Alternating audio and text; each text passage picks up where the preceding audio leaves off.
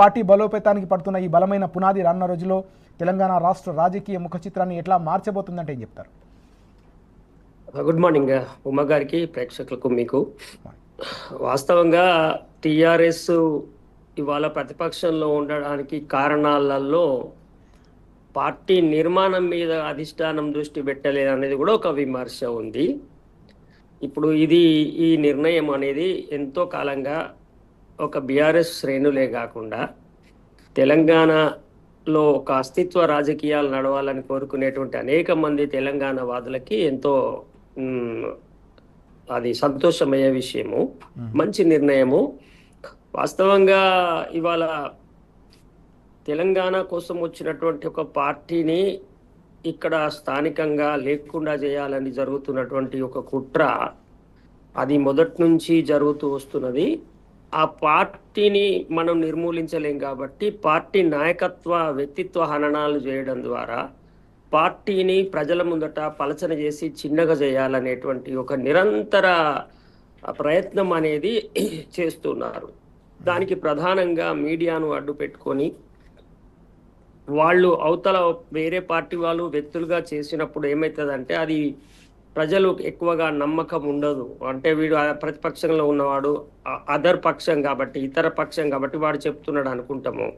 Media చెప్పేసరికి నిజం కావచ్చని ఒక వర్గం నమ్మేటువంటి అవకాశం ఉంటుంది. కాబట్టి అట్లా టిఆర్ఎస్ పార్టీని పుట్టుకలోనే చిదిమేయాలని చూసినటువంటి ఒక గ్రూప్ ఆఫ్ పీపుల్, ఒక రాజకీయ వర్గాలు, అవి ఇప్పటికీ కూడా అదే పనిగా కొనసాగిస్తూ వస్తున్న నేపథ్యంలో వాటన్నిటిని ఎదుర్కొని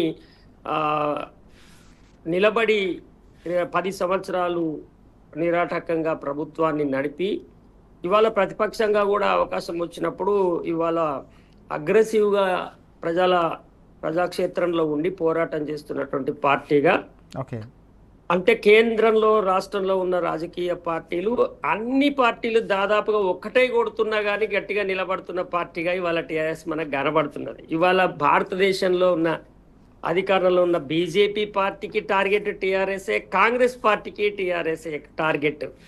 ఈ రెండు ఇంత పెద్ద జాతీయ పార్టీలను, దాని వెనకాల ఉన్నటువంటి ఆంధ్ర పెట్టుబడిదారు శక్తులను, కుట్రదారులను అందరినీ ఎదుర్కొని నిలబడాలా.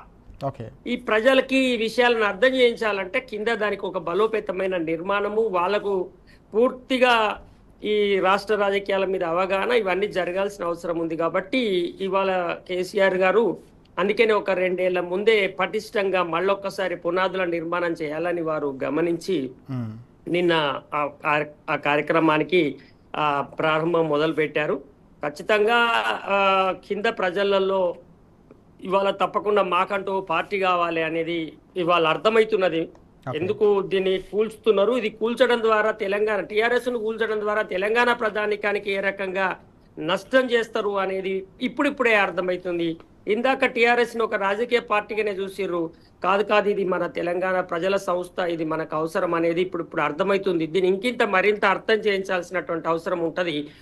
ఉండడానికి పార్టీకి ఒక నిర్మాణం అవసరము, పార్టీ ఒక విధి విధానాలు అవసరం కాబట్టి దాని మీద ఎక్కువ దృష్టి పెట్టారు. 10 ఏళ్ళు పరిపాలనలో ఉన్నారు కాబట్టి ఆయన తెలంగాణ కోసం పోరాడి తెలంగాణను సాధించినటువంటి నాయకుడుగా ఆయన ఈ రాజకీయాలు ఏముంటదా, మనం మన రాష్ట్రాన్ని కష్టపడి అనేక త్యాగాలు చేసి తెచ్చుకున్నాము, మనం దీన్ని అభివృద్ధి చేసుకోవాలనేటువంటి లక్ష్యంతో ఉన్నవాడు కనుక పార్టీ మీద పెద్దగా దృష్టి పెట్టలేదు.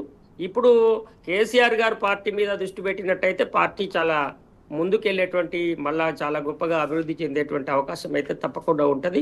ఇది తెలంగాణ ప్రజల పక్షాన కూడా కొంత ఆహ్వానించదగ్గ విషయం. చాలా కీలకమైన అంశాలు మనం చూస్తున్నాం. తెలంగాణ చరిత్రపై చెరగని సంతకం బీఆర్ఎస్ పార్టీ 14 ఏళ్ల